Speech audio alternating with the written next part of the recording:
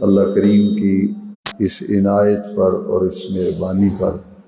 ہم رب ذوالجلال کا شکر ادا کرتے ہیں۔ تراویح میں قرآن مجید کی جو سماعت کی گئی،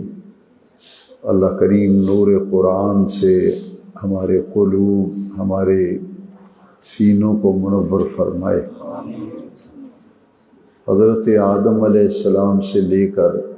حضور نبی کریم صلی اللہ علیہ وسلم کی ذات اقدس تک جتنے انبیاء کرام تشریف لائے، ہر نبی، ہر رسول، ہر پیغمبر کو رب ذوالجلال نے انسان کی ہدایت اور انسان کی نجات اخروی کے لیے مکمل ضابطۂ حیات اور تعلیمات اور آسمانی کتابیں دے کر بھیجا تاکہ وہ اللہ کے بندوں تک اللہ کا پیغام پہنچائیں، اور جو لوگ ان کی دعوت کو قبول کر کے ان کے ساتھ وابستہ ہو جائیں تو ان کی عملی زندگی بہتر ہوتی چلی جائے اور وہ اپنی دنیاوی معاملات میں بھی سرفراز اور سرخرو ہوں اور آخرت کے معاملات میں بھی سرفراز اور سرخرو ہوں۔ اسی مقصد کے لیے رب ذوالجلال نے 1.25 لاکھ کے قریب انبیاء کرام کو مبعوث فرمایا اور کم و بیش 313 رسول اسی مقصد کے لیے دنیا میں بھیجے،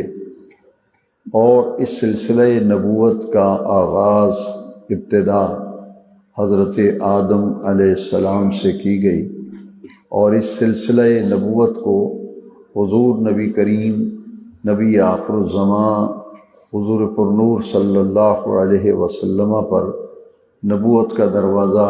بند کر دیا گیا۔ اب قیامت تک نبی کریم علیہ السلام کے بعد کوئی نیا نبی پیدا نہیں ہوگا۔ جتنے انبیاء کرام تشریف لائے، انہوں نے جب دین کی دعوت اور دین کی تبلیغ کا سلسلہ شروع کیا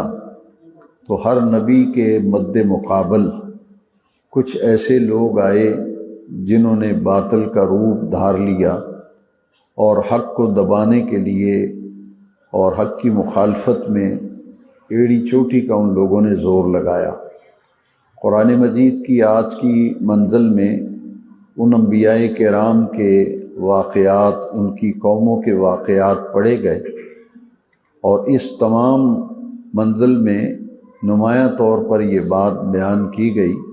کہ حضرت موسیٰ کلیم اللہ علیہ السلام حق کے علمبردار تھے اور فرعون جو ہے اس نے باطل کا روپ دھار لیا تھا، اور وہ حضرت موسیٰ علیہ السلام کے مد مقابل آیا اور اس نے اپنی ساری توانائیاں، اپنی ساری صلاحیتیں حضرت موسیٰ کلیم اللہ علیہ السلام کی دعوت کو دبانے کے لیے اس نے لگایا۔ لیکن اللہ رب العزت نے کلیم اللہ علیہ السلام کو تورات دے کر بھیجا، تو آپ نے تورات کی تعلیم، تورات کی تبلیغ کر کے بنی اسرائیل قوم کی اصلاح فرمائی تھی، اور جب حق پوری قوت کے ساتھ نکلتا ہے تو باطل جو ہے پھر حق کے سامنے نہیں ٹھہر سکتا۔ پچھلی منزل کے اندر آیت کریمہ کی سماعت ہم کر چکے ہیں، وَقُلْ جَاءَ الْحَقُّ وَزَهَقَ الْبَاطِلُ إِنَّ الْبَاطِلَ كَانَ زَهُوقًا، کہ جب حق آتا ہے تو باطل پھر مٹ جاتا ہے، اور باطل جو ہے اسے یقیناً مٹنا ہی ہے۔ ہمیشہ اللہ کا دین جو ہے وہ غالب رہا ہے، اور جو دین حق کے مقابلے میں لوگ آتے رہے، انبیاء کرام نے ان کا مقابلہ کیا، اور امت کی اصلاح کے لیے ہر نبی کوشش کرتا رہا۔ جیسا کہ حضرت موسیٰ علیہ السلام کے واقعات گزشتہ منزل میں کئی مرتبہ مختلف واقعات بیان کیے گئے، تو آج کی منزل میں بھی حضرت موسیٰ کلیم اللہ علیہ السلام کے مقابلے میں فرعون تھا، اور حضرت ابراہیم خلیل اللہ علیہ السلام کے مقابلے میں نمرود تھا۔ نمرود دراصل جو عراق کا بادشاہ ہوتا تھا اسے نمرود کہتے تھے، جو مصر کا بادشاہ ہوتا تھا اسے فرعون کہتے تھے۔ تو یہ حضرت موسیٰ کلیم اللہ علیہ السلام نے مصر کے علاقے میں جب دین کی دعوت کا کام کیا تو آپ کے مقابلے میں فرعون آیا۔ حضرت سیدنا ابراہیم خلیل اللہ علیہ السلام نے یہ ملک عراق کا جو علاقہ ہے، اس علاقے میں آپ داعی حق تھے اور نبوت کے فرائض سر انجام دے رہے تھے، تو آپ کے مقابلے میں نمرود آیا تھا اور نمرود سے آپ کا مباحثہ اور مناظرہ بھی ہوا تھا۔ نمرود نے یہ کہا تھا کہ تو کس خدا کی دعوت دیتا ہے؟ چونکہ بت پرستی تھی، شاہی بت خانے تھے، ان میں لوگ بتوں کی جا کے عبادت کرتے تھے، پجاری تھے بتوں کے، اور ان کے دور میں کچھ ایسی لوگ بھی تھے جو سورج کے پجاری تھے۔ حضرت ابراہیم علیہ السلام کے دور میں ستاروں کے پجاری تھے، چاند کی پوجا والے تھے، سورج کو پوجنے والے تھے، درختوں کو پوجنے والے تھے،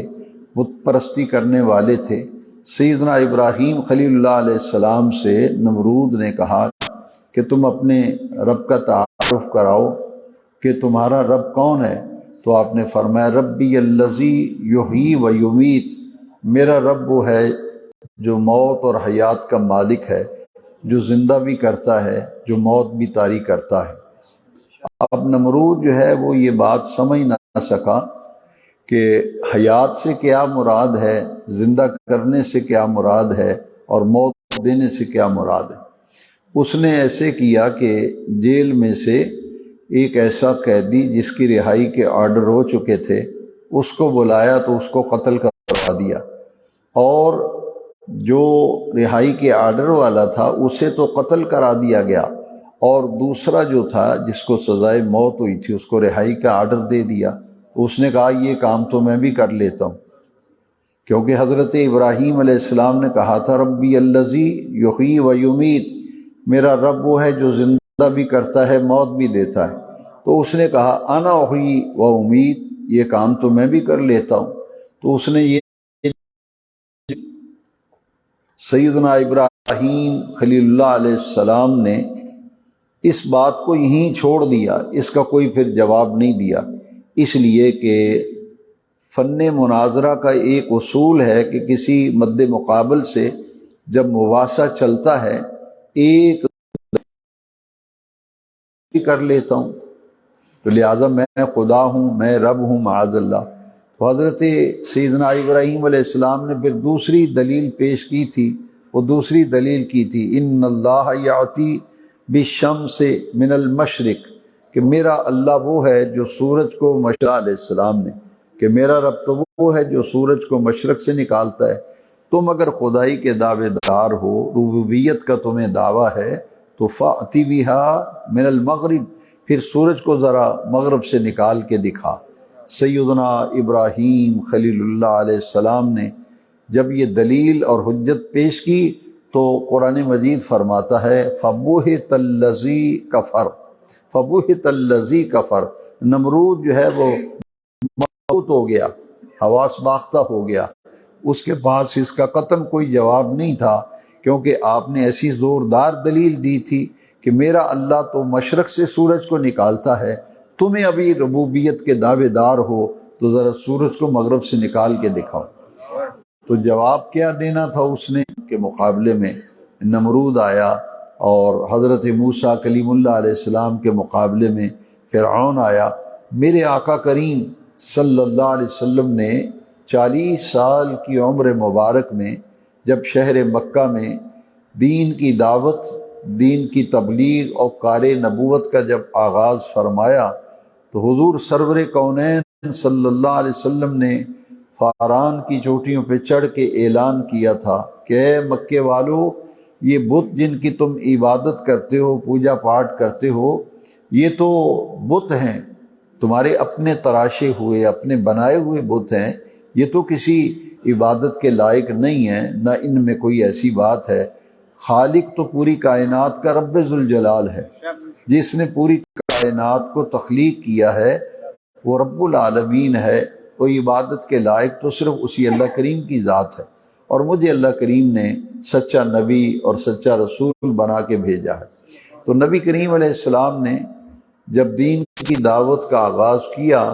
تو کفار مکہ نے یہ کہا کہ آپ جس اللہ کی عبادت کی ہمیں دعوت دیتے ہیں، جس رب کی عبادت کی طرف ہمیں بلاتے ہیں، تو آپ کے پاس اللہ کے وجود پر دلیل کیا ہے اور خدا کی ہستی پر آپ کیا دلیل دیتے ہیں؟ تو نبی کریم علیہ السلام نے جواب میں جو دلیل دی تھی اللہ کی ذات پر اور توحید باری تعالیٰ پر، وہ کیا تھا؟ قرآن مجید کی منزل میں یہ بھی گزر چکا ہے کہ اللہ کریم کے پیارے محبوب صلی اللہ علیہ وسلم فرمایا، میں تم میں 40 سال گزار چکا ہوں، قد لبثت فیکم عمرا من قبلہ افلا تعقلون، میرے 40 برس تمہیں میں گزرے ہیں،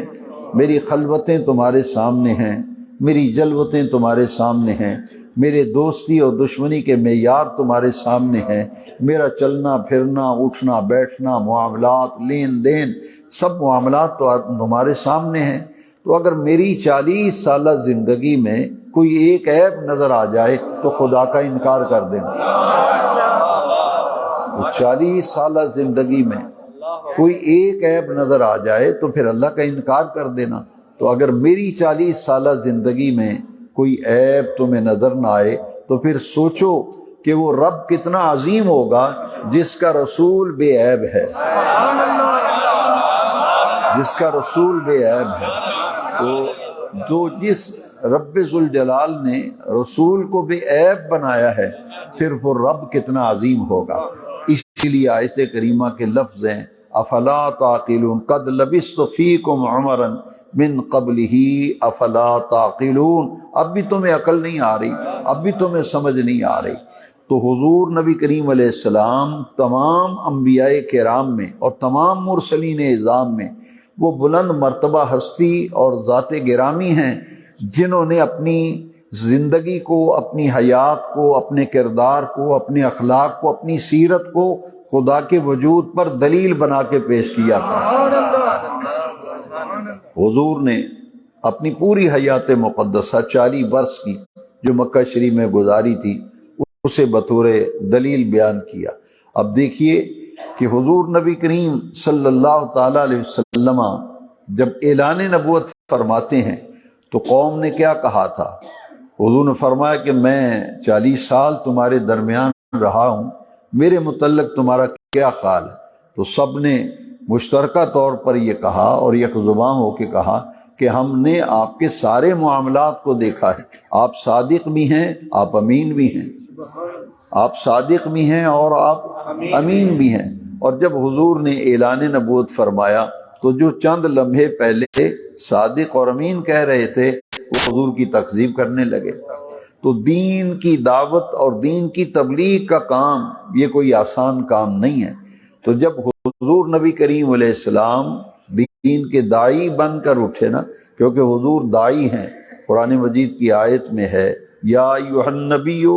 انا ارسلناک شاہدا ومبشرا ونذیرا وداعیا الی اللہ باذنہ وسراجا منیرا۔ حضور داعیا الی اللہ ہیں، اللہ کی طرف بلانے والے ہیں، لہذا جب حضور دین کی دعوت اور دین کی تبلیغ کے لیے اہل مکہ کو اکٹھا کر کے اعلان نبوت فرماتے ہیں تو وہ پورے مکے والے نبی کریم علیہ السلام کی جان کے دشمن بن گئے۔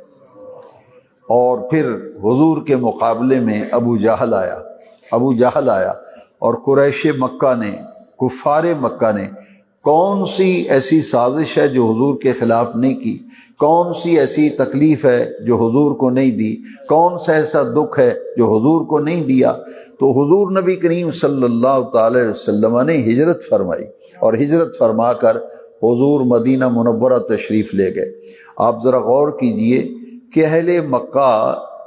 ذرا بھی نبی کریم علیہ السلام کی 40 سالہ پاکیزہ زندگی ان کے سامنے تھی، مگر اس کے باوجود وہ بت پرستی سے باز نہ آئے، دین کی دعوت کو قبول نہ کیا۔ تو اللہ تبارک و تعالیٰ کے انبیاء کرام کا یہ طریقہ رہا ہے کہ کسی ایک علاقے میں وہ دین کی تبلیغ اور دعوت کا کام جب کرتے تھے تو اس علاقے والے جب توجہ نہیں کرتے تھے، دعوت پر ساتھ نہیں ملتے تھے، تو وہ اللہ کے پیغمبر اور نبی جو ہیں وہ ہجرت کر جاتے تھے۔ تو ہمارے نبی کریم علیہ الصلوۃ والسلام کو بھی اللہ کریم نے جب ہجرت کے لیے حکم دیا تو جس جگہ کا انتخاب کیا وہ مدینہ منورہ ہے، وہ مدینہ منورہ ہے۔ اور قرآن مجید کی منزل میں یہ تمام مضامین ہم نے سماعت کیے کہ اللہ کریم نے اہل مدینہ کے دل جو ہیں حضور کے لیے کشادہ کر دیے تھے۔ اہل مدینہ کے لیے جو ہیں ان کے دل، ان میں حضور کی اتنی جگہ تھی کہ آپ دیکھیں کہ جتنے بھی مدینہ شریف کے بڑے بڑے قبیلے تھے، اوس قبیلہ تھا، خزرج قبیلہ تھا، یہ نبی کریم صلی اللہ علیہ وسلم پر اکثریت ان دونوں قبیلوں کی ایمان لے آئی۔ پھر عرب کا ایک قبیلہ تھا بنو نجار، یہ ابو جہل کو بدر میں جن دو ننھے مجاہدوں نے قتل کیا تھا، واصل جہنم کیا تھا، ان کا تعلق بھی بنو سے تھا، بنو نجار قبیلے سے تھا۔ تو یہ اہل مدینہ جو ہیں اللہ کریم نے ان کو وہ مقام دیا کہ نبی کریم صلی اللہ علیہ وسلم نے سن 8 ہجری میں جب مکہ شریف فتح ہوا تھا تو اہل مدینہ جو ہیں ان پر افسردگی، تاریخی افسردگی کو دیکھا تو نبی کریم علیہ السلام نے سب کو جمع کیا، انصار مدینہ کو، مہاجرین کو جمع کیا، فرمایا تم نے جو لازوال اور بے مثال قربانیاں دین کی دعوت اور تبلیغ، اعلاء کلمت الحق اور ریاست مدینہ منورہ قائم کرنے کے لیے تم نے جتنی عظیم قربانیاں دی ہیں، اس لیے میری پوری زندگی جو ہے وہ تمہارے درمیان ہی گزرے گی، وہ تمہارے درمیان ہی گزرے گی۔ اس لیے نبی کریم صلی اللہ علیہ وسلم نے مدینہ منورہ میں قیام فرمایا، اور پھر حضور کا وصال اقدس بھی مدینہ شریف میں ہوا، حضور کی قبر اقدس بھی پھر مدینہ شریف میں بنی۔ تو آقا کریم صلی اللہ علیہ وسلم کے مقابلے میں کفار آئے تھے، اور یہ حضور کے خاندان کے لوگ، حضور کے قبیلے کے لوگ تھے۔ جو آج جمعے کے بیان میں غزوہ بدر کے حوالے سے کچھ گفتگو کی گئی، تو آپ اس بات پر ذرا غور کریں کہ اپنے ہی قبیلے اور اپنے ہی خاندان کے لوگوں سے مقابلہ ہوا تھا۔ بدر میں جتنے 313 آئے تھے نا، ان میں مہاجرین بھی تھے، انصار بھی تھے۔ تو مہاجر صحابہ جو ہیں اللہ اکبر، ان کے جتنے بھی مقابلے میں تھے وہ سب ان کے رشتہ دار تھے، قریبی رشتہ دار تھے۔ تو حضور نبی کریم صلی اللہ علیہ وسلم دین کی دعوت کو جب لے کے نکلے تو حضور کو بھی ان عظیمتوں کا سامنا کرنا پڑا، جیسا کہ فتح مکہ کے دن۔ اب دیکھیے کہ جب دنیا کا اصول اور قانون ہے، تاریخ پڑھ لیں، تاریخ کی ورگردانی کر لیں، جو قوم بھی فاتح بن کر کسی علاقے میں کسی بستی میں داخل ہوتی تھی تو پہلا کام یہ کرتے تھے کہ چن چن کر اپنے دشمنوں، اپنے مخالفوں کو قتل کرتے تھے۔ آج بھی یہی کچھ ہو رہا ہے کہ جو صاحب اقتدار ہوتا ہے وہ مخالفین کو رگڑا دینے کی پوری کوشش کرتا ہے، لیکن یہ جب مکہ شریف فتح ہو گیا تو اللہ اکبر، اللہ اکبر، حضور جب کعبۃ اللہ کے قریب پہنچے اور اونٹنی پر بیٹھ کر حضور نے حجر اسود کا بوسہ لیا اور کعبۃ اللہ کی چوکھٹ کو پکڑ کر حضور کھڑے ہوئے تو نبی کریم چن کر بدلے لیں گے۔ جنہوں نے ستایا تھا ان کی تکہ بوٹی کی جائے گی، ان کے جسم کے ٹکڑے کیے جائیں گے، ان کو گھسیٹا جائے گا، انہیں مارا جائے گا۔ سب لرز رہے تھے اور کانپ رہے تھے۔ حضور نے سب کو جمع کر لیا اور حضور نے ارشاد فرمایا، بتاؤ مجھ سے کیا توقع رکھتے ہو، میں تمہارے ساتھ کیا سلوک کروں گا۔ اب وہ جو حضور کے خون کے پیاسے تھے، جو حضور کی جان کے دشمن تھے، انہوں نے کیا کہا؟ انہوں نے کہا کہ آپ کریم ابن کریم ہیں، آپ کریم ابن کریم ہیں، اور آپ کی طبیعت میں فیاضی ہے، آپ کی طبیعت میں وسیع ظرفی ہے، آپ کی طبیعت میں معاف کرنے کی عادت ہے۔ ہم آپ سے یہی توقع رکھتے ہیں، ہم تو یہی گمان رکھتے ہیں، اور ہمارا یہی حسن ظن ہے کہ آپ یقیناً ہمیں معاف کر دیں گے۔ تو نبی کریم صلی اللہ علیہ وسلم دیکھیے ذرا، حضور کا حوصلہ دیکھیے۔ حضور کی سیرت دیکھیے، لقد کان لکم فی رسول اللہ اسوۃ حسنہ، دنیا میں ایسی کوئی مثال نہیں۔ جتنے فتوحات ہیں،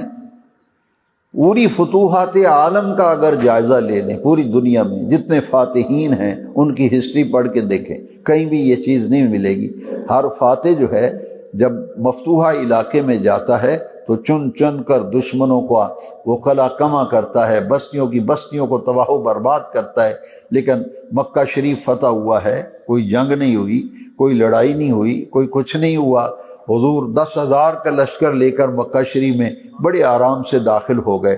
اور جب کعبۃ اللہ کی چوکھٹ کو پکڑا حضور نے تو ایک شخص جس کا نام عثمان تھا، یہ حضرت عثمان غنی نہیں ہے رضی اللہ عنہ، عثمان مظعون ان کا نام تھا، تو فتح مکہ سے پہلے مکہ شریف میں جب حضور تھے تو آپ نے اس سے فرمایا، یہ کعبۃ اللہ کا چابی بردار تھا، قلید بردار، بیت اللہ شریف کی چابی اس خاندان کے پاس تھی۔ حضور نے ایک دن اس سے کہا کہ یہ کعبۃ اللہ کی چابی مجھے دو ذرا، تو انہوں نے کہا کہ وہ کہنے لگا کہ یہ کیسے ہو سکتا ہے میں چابی دے دوں آپ کو، میں آپ کو کعبۃ اللہ کی چابی نہیں دوں گا۔ تو حضور نے فرمایا ایک دن آئے گا یہ چابی میرے ہاتھ میں ہوگی، یہ چابی میرے ہاتھ میں ہوگی۔ اب اس نے جو گستاخی کی دیکھیے ذرا، وہ کہتا ہے اس دن قریش اتنے ذلیل ہو جائیں گے کہ چابی آپ کے ہاتھ میں ہوگی۔ حضور نے فرمایا یہ تو تم اپنی آنکھوں سے دیکھ لو گے، چابی میرے ہاتھ میں ہوگی۔ اب جب مکہ فتح ہوا تو وہی چابی لے کر سرکار کی خدمت میں پیش کرتا ہے۔ تو نبی کریم علیہ السلام نے چابی پکڑ کے کہا کہ عثمان، میں نے تجھے کہا تھا نا کہ یہ چابی میرے ہاتھ میں ہوگی، اور تو نے کیا کہا تھا؟ تو اب دیکھ رہے ہو کہ چابی اس وقت میرے ہاتھ میں ہے، چابی اس وقت میرے ہاتھ میں، میرے ہاتھ میں، میں جس کو چاہوں دوں۔ اب حضور کا ضرب دیکھیے، حضور کی کمال سیرت دیکھیے، اور نبی کو اب سب لوگ کہہ رہے تھے کہ دیکھیں چابی حضور کس کو دیتے ہیں، مکہ فتح ہو گیا ہے، چابی کس کے حصے میں آتی ہے، کس خاندان کو ملتی ہے، کس شخصیت کو ملتی ہے۔ تو حضور نے چابی اسے ہی لوٹا دی اور فرمایا کہ قیامت تک کعبۃ اللہ کی چابی تیری نسل اولاد میں رہے گی۔ وہ ایسی پاکیزہ سیرت، ایسی پاکیزہ حیات اور ایسا پاکیزہ کردار اور اخلاق دنیا میں کسی کا نہیں۔ اسی لیے تمام غیر مسلم مستشرقین نے بھی کہا ہے کہ دنیا کی واحد شخصیت ہیں محمد صلی اللہ علیہ وسلم، جن کی زندگی کے تمام گوشے سیرت کی کتابوں میں محفوظ ہیں۔ بڑے بڑے لوگ دنیا میں ہوئے مگر کسی کی پوری زندگی آپ کو محفوظ نظر نہیں آئے گی۔ میرے آقا کریم کی وضو کی کیفیات سیرت کی کتابوں میں، میرے آقا کے سفر کے واقعات وضو کے، پوری زندگی جو ہے نبی کریم علیہ السلام کی وہ سیرت کی کتابوں میں محفوظ ہو گئی۔ تو یہ چابی پھر حضور نے انہیں دے دی۔ کثرت پھر لوگ مسلمان ہونا شروع ہو گئے۔ اہل مکہ نے کہا کہ ہم آپ سے خیر کی ہی توقع رکھتے ہیں۔ تو جتنے کانپ رہے تھے، لرز رہے تھے کہ ایک ایک کو آج سزا ملے گی، تو حضور نے کعبے کی یوں چوکھٹ کو دونوں ہاتھوں سے پکڑا ہوا تھا، فرمایا جاؤ، لا علیکم اليوم، جاؤ، تم سے کوئی مواخذہ نہیں ہے، کوئی گرفت، کوئی پکڑ نہیں ہے۔ جس نے اذیت دی، جس نے دکھ دیا، جس نے تکلیفیں پہنچائیں، میں نے سب کو معاف کر دیا ہے، میں نے سب کو معاف کر دیا ہے۔ اب وہ دیکھیے جو حضرت امیر حمزہ کا عطا ہوا تھا۔ تو میں آج کی منزل کے خلاصے کے طور پر یہ عرض کر رہا ہوں کہ تمام انبیاء کے آج واقعات جو گزرے ہیں، حضرت موسیٰ علیہ السلام کا، حضرت لوط علیہ السلام کا، یہ جتنے واقعات آئے ان میں یہی حکمت ہے کہ ہر نبی کے مقابلے میں باطل آیا ہے،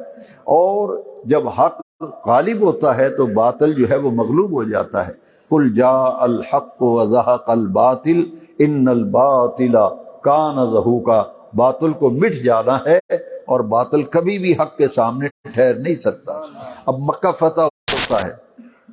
تو مکہ شریف فتح ہونے کے بعد پھر کیا ہوا؟ پورے عرب کے اندر گروہ در گروہ، فوج در فوج لوگ آتے تھے مدینہ منورہ میں، اور حضور کے دست اقدس پر اسلام قبول کر دائرہ اسلام میں داخل ہو جاتے تھے۔ اور یہ سورہ نصر جو ہے یہ فتح مکہ کے بعد نازل ہوئی ہے، دیکھیے جس میں نوید دی گئی ہے، اذا جاء نصر اللہ والفتح ورأیت الناس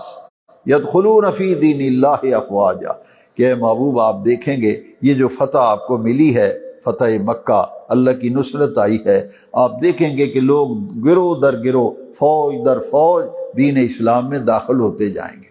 تو یہ انبیاء کرام کی دعوت اور تبلیغ کا نقطہ کمال ہے، ہمیشہ حق اور باطل جو ہے وہ مقابل آئے ہیں، اور جو لوگ حق کے ساتھ وابستہ ہوتے ہیں غلبہ اللہ تبارک و تعالیٰ انہیں عطا فرماتا ہے۔ پھر آج کی منزل میں کمالات نبوت میں سے دو باتیں بڑی ہی قابل توجہ ہیں کہ حضرت سیدنا سلیمان علیہ السلام، اللہ کریم نے ان کو بادشاہت بھی دی تھی اور نبوت بھی دی تھی، یہ بادشاہ بھی تھے اور نبی بھی تھے، اقتدار بھی دیا تھا، صاحب اقتدار تھے۔ حضرت سلیمان علیہ السلام کا لشکر آ رہا تھا تو ابھی 3 میل کے فاصلے پہ تھا، مفسرین کرام نے لکھا کہ آپ کا لشکر آ رہا ہے، آپ قیادت کر رہے ہیں، تو 3 میل کے ابھی فاصلے پہ تھے، اور آگے 3 میل چیونٹیوں کی ملکہ جو ہے ساری چیونٹیوں کو کہتی ہے کہ اپنی بلوں میں گھس جاؤ، بلوں میں گھس جاؤ، سلیمان اور ان کا لشکر آ رہا ہے، کہیں ایسا نہ ہو کہ وہ پورا لشکر تمہیں اپنے پاؤں تلے رون ڈالے۔ ابھی 3 میل کے فاصلے پہ ہے، چیونٹیوں کی ملکہ بات کرتی ہے۔ آج کی منزل میں گزرا فتبسم ضاحکا من قولها، چیونٹیوں کی ملکہ کی بات سن کر حضرت سلیمان علیہ السلام مسکرانے لگے۔ یہاں ایک نقطہ آج کی منزل میں جو یہ گزرا، اس میں ایک نقطہ بڑا قابل توجہ ہے کہ اگر ایک چیونٹی پکڑ کے آپ کے کان میں رکھ دی جائے تو آپ سن لیں گے چیونٹی کیا کہتی ہے۔ تو کمال نبوت آج کی منزل میں جو گزرا ہے کہ وہ تو 3 میل دور چیونٹیوں کی ملکہ بات کرتی ہے، تو سلیمان علیہ السلام اسے سنتے بھی ہیں، اور سن کے ان کے رخ انور پر مسکراہٹ بھی آ جاتی ہے۔ تو پھر جو یہ کہے کہ حضور دور سے نہیں سنتے، حضور دور سے نہیں سنتے، بھائی نبی تو وہ ہوتا ہے جو چیونٹی 3 میل دور بات کرے تو پیغمبر اسے بھی سن لیتے ہیں۔ یہاں میں ایک بات پوری توجہ آپ کی چاہتے ہوئے عرض کروں گا کہ آپ ڈکشنری اٹھائیں، لسان العرب اٹھا لیں، کوئی لغت کی کتاب، نبی کے 8 معنی لکھے ہیں ڈکشنری میں، نبی کے 8 معنی لکھے ہیں، ان میں سے ایک معنی جو اس قرآن مجید کی آج کی منزل کے مقام سے جو منسلک ہے وہ میں عرض کرتا ہوں۔ نبی کے ان 8 معنوں میں سے ایک معنی ہے السامع لصوت الخفی، السامع لصوت الخفی، سامع کہتے ہیں سننے والا، اور صوت کہتے ہیں آواز کو، خفی کہتے ہیں ہلکی سے ہلکی۔ تو نبی کا ایک معنی ہے ہلکی سے ہلکی آواز کو سننے والے، ہلکی سے ہلکی آواز کو سننے والے۔ اسی لیے یہ اہل سنت و جماعت کا کتنا خوشگوار عقیدہ ہے کہ دور و نزدیک کے سننے والی وہ کان لعل کرامت پہ لاکھوں سزا۔ تو یہ نبی کی شان ہے، نبی کی صفت ہے کہ 3 میل دور چیونٹی کی ملکہ چیونٹیوں سے کہہ رہی بلوں میں گھس جاؤ، سلیمان آ رہے ہیں، ان کا لشکر آ رہا ہے، وہ پاؤں تلے روند نہ ڈالیں۔ تو اگر سلیمان علیہ السلام کی سماعت کا اور قوت سماعت کا یہ عالم اور کیفیت ہے، تو حضور کی قوت سماعت کا اور کیفیت سماعت کا عالم کیا ہوگا۔ یہاں مشکوٰۃ شریف باب الکرامات میں ہے کہ حضرت عمر فاروق اعظم کا دور خلافت تھا، تو آپ نے ساریہ سپہ سالار تھے، ان کو ایک فوج دے کے نہاوند کے علاقے میں بھیجا، سینکڑوں میل دور وہ ساریہ جنگ کر رہے تھے۔ تو حضرت عمر رضی اللہ عنہ، امام عادل، امام راشد، حضور کے ممبر پہ مسجد نبوی میں جمعے کا خطبہ دے رہے تھے۔ اب سامعین خطبہ سن رہے ہیں، خطبے کے دوران حضرت عمر نے کہا یا ساریۃ الجبل، یا ساریۃ الجبل، اے ساریہ پہاڑ کی طرف دیکھ، پہاڑ کی طرف دیکھ۔ اب جتنے سامعین خطبہ سن رہے تھے انہوں نے کہا کہ ساریہ کا کیا تعلق، یہ کیا عمر فاروق کو کیا ہو گیا اچانک ساریہ کا نا، وہ تو یہاں ہے نہیں، وہ تو یہاں ہے ہی نہیں، وہ تو گیا نہاون میں جنگ کرنے، سپہ سالار سینکڑوں میل دور، تو یہ کیا ہوا؟ یہ حضرت عمر نے کیا کہہ دیا، یا ساریۃ الجبل۔ کچھ لوگوں نے وہ لکھ لیا کہ جمعے کے خطبے میں حضرت عمر نے ایسا کہا ہے کہ جب لشکر واپس آئے گا تو پوچھیں گے کیا معاملہ تھا۔ جب وہ لشکر واپس آیا تو لوگوں نے پوچھا یہ کیا معاملہ تھا؟ انہوں نے کہا حضرت ساریہ نے کہ جب ہم لڑ رہے تھے تو حضرت عمر فاروق کی آواز میرے کان میں آئی اور میں نے سنا کہ حضرت عمر نے کہا او ساریہ دھیان کر، وہ دیکھ پہاڑ کی دوسری طرف ذرا غور کر۔ وہ کہتے ہیں میں نے جب دیکھا تو ایک بہت بڑا لشکر جو ہے وہ دوسری طرف سے حملہ آور ہونے کی تیاری کر رہا تھا، تو میں نے اپنی صفوں کو درست کیا اور پھر ان کا مقابلہ کیا اور دفاع کیا۔ اب حضرت ساریہ نے سینکڑوں میل دور حضرت عمر کی بات سنی۔ یہ مشکات شریف نے باب الکرامات میں یہاں ایک بات معلوم ہوئی کہ جہاں حضرت عمر کی یہ کرامت ہے کہ اپنی آواز کو سینکڑوں میل دور پہنچایا، وہاں ساریہ کی بھی کرامت ہے جنہوں نے سینکڑوں میل دور حضرت عمر کی آواز کو سنا۔ اولیاء کاملین، اولیاء کاملین اور انبیاء کرام، اللہ نے انہیں بڑی عزتیں، بڑی عظمتیں عطا فرمائی ہیں۔ دعا کیجیے اللہ تبارک و تعالی قرآن مجید کو ہمارے دل کی بہار بنائے۔ اور حضور نبی کریم علیہ السلام نے فرمایا پوری روئے زمین پر جہاں کہیں کوئی درود شریف پڑھتا ہے بلغنی صوتہ حیث کان، اس کی آواز مجھ تک پہنچتی ہے، اس کی آواز مجھ تک پہنچتی ہے۔ جلاء الافہام میں ابن قیم نے بھی اس روایت کو جو حضرت ابو درداء رضی اللہ عنہ کی روایت ہے نقل کیا ہے، اور صحابہ کرام نے پوچھا وبعد وفاتک یا رسول اللہ صلی اللہ علیہ وسلم، حضور اپنے وصال کے بعد بھی اپنی قبر انور میں آپ یہ درود کی آواز سنیں گے؟ فرمایا بعد وفاتی، ہاں میں اپنے وصال کے بعد بھی پوری روئے زمین پر جہاں کہیں کوئی درود شریف پڑے گا اس کی آواز مجھ تک پہنچے گی، پہنچے۔ بلغنی صوتہ حیث کان، کیسے پہنچے گی؟ حضور نے دلیل بیان فرمائی ان اللہ تعالی حرم علی الارض ان تاکل اجساد الانبیاء، اللہ نے زمین پر نبیوں کے جسم کے کھانے کو حرام کر دیا ہے۔ فنبی اللہ حی ویرزق، نبی اپنی قبروں میں زندہ ہوتے ہیں، انہیں رزق بھی دیا جاتا ہے۔ پھر یہاں مسلم شریف کی حدیث وہ بڑی قابل غور ہے کہ نبی کریم علیہ السلام فرماتے ہیں، صحیح مسلم میں حدیث، نبی پاک فرماتے ہیں معراج کی شب، معراج کی رات جب میں سیر معراج پہ میں جا رہا تھا، موسیٰ کلیم اللہ علیہ السلام کی قبر کے قریب سے میں گزرا، مررت بقبر موسیٰ فاذا هو قائم یصلی فی قبرہ، میں نے دیکھا موسیٰ کلیم اللہ اپنی قبر میں کھڑے ہو کے نماز پڑھ رہے ہیں۔ تو انبیاء کرام کی عظمتوں اور ان کی شانوں، ان کی رفتوں کا کیا کہنا، ہمارے آقا کریم کے تصرفات اور حضور کے کمالات وہ تو تمام انبیاء سے جدا گانا ہے۔ حسن یوسف دم عیسیٰ ید بیضا داری، آنچ خوباں ہمہ دارن تو تنہا داری۔ یہ غزوہ بدر میں دیکھ لیجئے حضور کے تصرفات۔ حضرت عکاشہ رضی اللہ عنہ لڑتے لڑتے آ گئے، حضور میری تلوار ٹوٹ گئی ہے۔ 313 لشکر کے آدمی ہیں، 313 فوجی سپاہی، اور تلواریں کتنی ہیں؟ 8 تلواریں صرف، اور ایک وہ بھی ٹوٹ گئی۔ حضرت عکاشہ کہتے حضور تلوار ٹوٹ گئی، تو نبی کریم علیہ السلام نے میدان میں ایک چھڑی پڑی تھی کھجور کی ٹہنی، سرکار نے وہ چھڑی پکڑی، فرمایا لے اس سے قتال کر۔ وہ حضرت عکاشہ کہتے ہیں جیسے ہی میں نے ہاتھ میں ٹہنی پکڑی تو چمکتی ہوئی تلوار بن گئی، اور انہوں نے اس تلوار کا نام رکھ دیا اون۔ اون کا عین واو نون، اون کا معنی ہے مدد کرنے والی۔ تو وہ تو کھجور کی ٹہنی تھی، سرکار کے دست اقدس کی ایسی برکت کہ وہ تلوار بن گئی، اور حضور سے آ کے کہتے ہیں میری تلوار ٹوٹ گئی۔ اور یہ سیرت کی کتابوں میں لکھا ہے کہ نسل در نسل وہ تلوار ان کے پاس موجود رہی، دور دراز علاقوں سے لوگ سفر کر کے آتے تھے، چلو اس تلوار کی زیارت کرائیں جو حضور کے دست اقدس کی برکت سے کھجور کی ٹہنی سے تلوار میں تبدیل ہو گئی۔ اور اسی طرح بدر میں مارکا 17